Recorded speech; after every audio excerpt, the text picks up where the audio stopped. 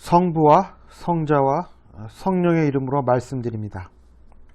한 주간 동안 안녕하셨는지요? 짧은 봄을 뒤로하고 이제 여름이 되었습니다. 사무실에서 선풍기를 돌려보지만 습기 때문에 결국 에어컨을 켭니다. 올해는 마스크 때문에 얼굴 주위에 땀이 차오르는 고통까지 겪습니다. 그래서 요즘 언론에 자주 등장하는 단어가 바로 덴탈 마스크입니다. 그것도 제 기능을 하느니 마느니 말이 많은 형편입니다. 최근 코로나 확진자의 98%가 수도권에 집중되어 있고 올 여름의 무더위는 최강이라고 해서 수도권 사람들은 여름과 마스크, 혹서의 삼중고를 겪으리라 예상됩니다. 더불어 교회는 소모임과 개척교회 등의 코로나 감염 뉴스로 인해 또다시 신자들의 발길이 뜸해지는 사중고를 겪을 처지에 놓이게 되었습니다. 과연 이러한 시대에 주님이 우리에게 전하시고자 하는 말씀은 무엇일까요? 사도 바울은 이독서인 로마서에서 우리가 믿음으로 말미암아 하느님과의 올바른 관계를 가졌으므로 주 예수 그리스도를 통해서 평화를 누리게 되었다라고 말합니다. 평화를 누리게 되었다는 말은 무슨 뜻일까요?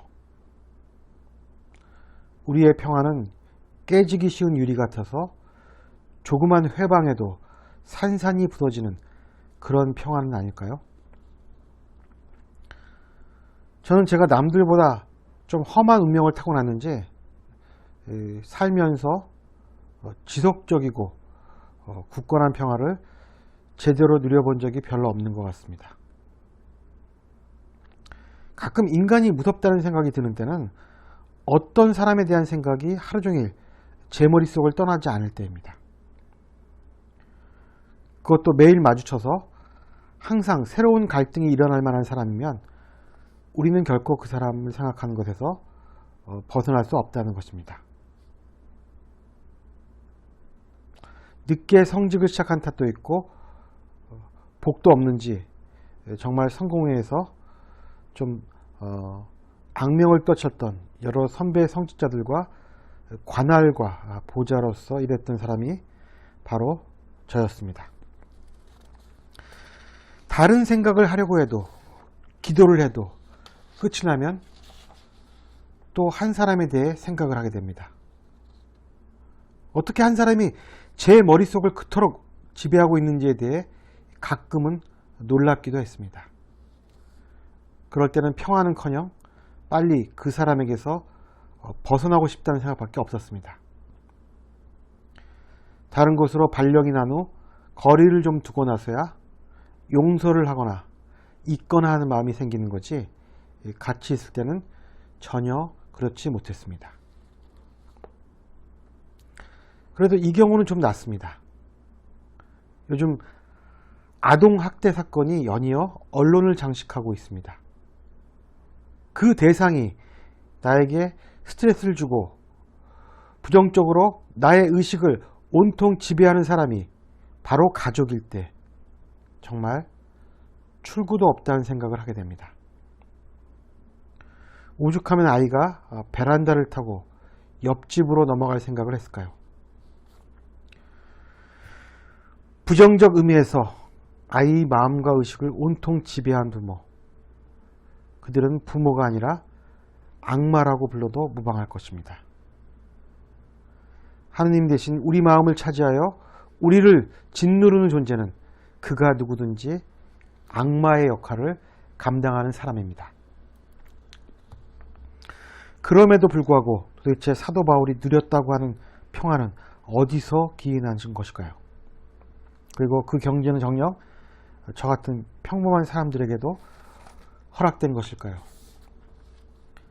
한 사람 앞에 서면 온몸이 경직되고 또 무슨 말과 행동으로 나를 괴롭힐까를 기다려야만 하는 상황에서 과연 우리에게 진정한 하나님의 평화는 허락될 수 있는 것일까요?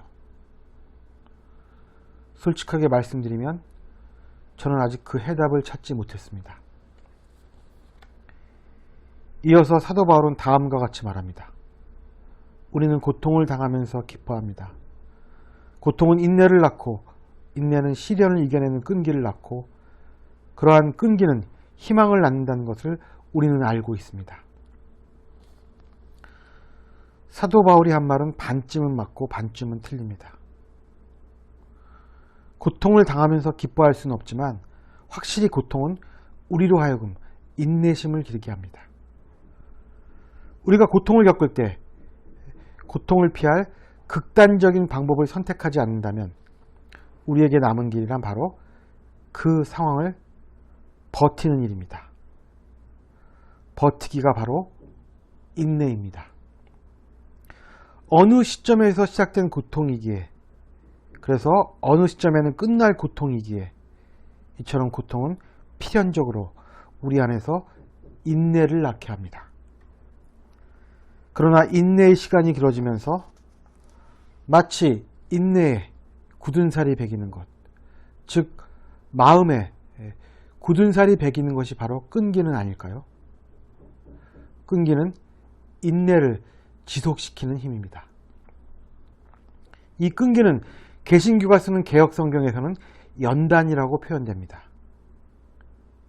연단이란 어려운 수련을 통해 몸과 마음을 굳세게 하는 것을 의미합니다. 그래서 표준 세번역 성경에는 끈기를 단련된 인격으로 표현합니다. 영어 성경에서는 proven character라고 표현됩니다. 아직 제가 도달해보지 못한 경지지만 고통과 인내가 우리에게 가져다주는 미덕은 바로 단련된 인격, 검증된 인격인 것입니다. 그렇다면 과연 검증된 인격을 갖는다는 것은 과연 무엇을 의미하는 것일까요? 즉, 인격이 검증되었다는 것은 무슨 뜻일까요?